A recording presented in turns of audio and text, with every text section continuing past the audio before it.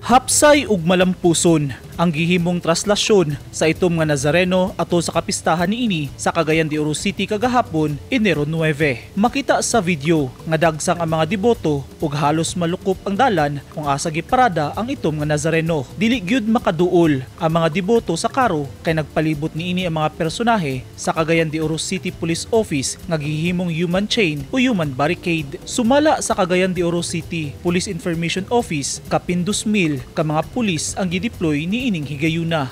Pertaining to the translation 2023 dito po sa Cagayan de Oro, generally peaceful po ang paggawa natin ng translation.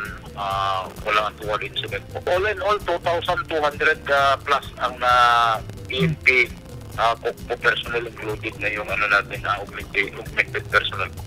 Dili sab kini ang unang higayon nga gihimo nila ang susamang inisyatibo atol sa traslasyon sa itom nga Nazareno sa syudad kaysa milabing tuig. Ingani sab ang ilang gibuhat sa tinguha nga malikayan ang pagpunsisok sa mga deboto, posibleng kagubot, pagkadilatar sa traslasyon ug maproteksyonan ang imahe sa itom nga Nazareno. Duha ka oras sab ang gihimong traslasyon kagahapon.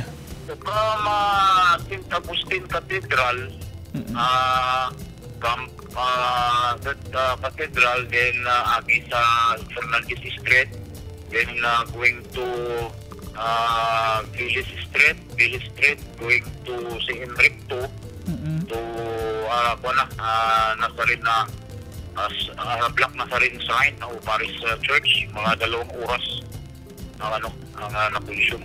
Ipadayon sa kapulisan ang ing-aning nga estratehiya panahon sa traslasyon sa itom nga Nazareno sa mosunod nga mga tuig. Lauman sa mga deboto nga doon naggihapoy human barricade nga ipatuman ang mga pulis. This one, ito nang i-sustain nga strategy sa security measures nga atong ipagayon sa traslasyon. So most probably, sunod na mga traslasyon practice kami sa Cagayan de Oro City Police Office ang pagimo sa human chain.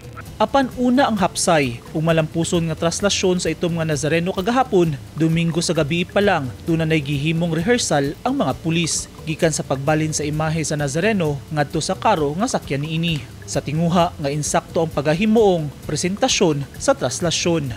Eugene Hinutan, Newsline Philippines. Stay safe